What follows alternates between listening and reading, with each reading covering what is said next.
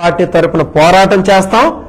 మీరు కాదని చెప్పేసి చేస్తే పవర్ ప్లాంట్ ఆపడం కోసం ప్రాణ త్యాగానికైనా సిద్ధం అని చెప్పేసి ఈ మీడియా ద్వారా తెలియజేయడానికే ఈ ప్రెస్ మీట్ ఏర్పాటు చేస్తున్నాం.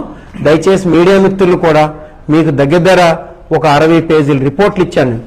అవి కొద్దిగా చదవండి.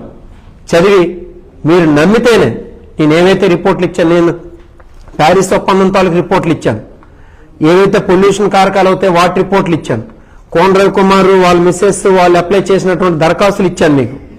నెక్స్ట్ ఇరిగేషన్ తాలూకు మనకి ఏదైతే వంశధార ట్రిబ్యునల్ తీర్పు ఉందో ఆ తీర్పు రిపోర్ట్ ఇచ్చాను. మనకు వాటర్ అవైలబుల్ ఎంత ఉందో వాటి తాలూకా రిపోర్ట్లు ఇచ్చాను. ఇవన్నీ ఒకసారి చదవండి. చదివి మీరు అడిగితేనే ఆయన బుద్ధి వస్తుంది. ఆయన అనేస్తే మీకేం తెలుసు, ఆ టీవీకి ఏం తెలుసు, ఈ టీవీకి ఏం తెలుసు, నాకు ఒక్కడికే తెలుసు అని అంటాడు. అన్నీ మీరు అడగండి, ప్రజలు అవేర్ చేయండి. ప్రజల ద్వారా మీ ప్రజల గొంతుకై మీరు ఉండండి. ప్రజలకు కూడా అవేర్నెస్ చేసేటప్పుడు మాత్రమే ఈ ప్లాన్ ఆపగలుగుతామని చెప్పుకుంటూ వైసీపీ పార్టీ తరపున వైసీపీ పార్టీ ఎప్పుడూ గిరిజనులకు అండగా ఉంటుంది.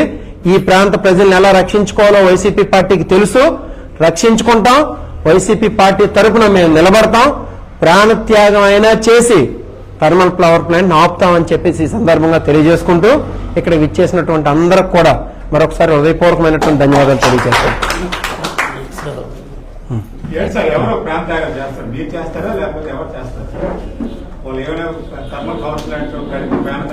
వాళ్ళు ప్రాణత్యాగాలంటే ఆపాలి. ఎందుకు చేయం? మీరు చేయాలి, నేను చేయాలి, ఇంకొకరు చేయాలి. తప్పదు మనకి. మనం ప్రాణం త్యాగం చేయకపోతే మన భవిష్యత్ తరాలు ఉండవు. వాళ్ళకి క్యాన్సర్ వస్తుంది. నేను ఖచ్చితంగా చెప్తున్నాను. ఏది గుండె సంబంధిత రోగాలు వస్తాయి, శ్వాస సంబంధిత రోగాలు వస్తాయి. మనం చేయకపోతే మన భవిష్యత్ తరాలు మనకి క్షమించవు. అందులో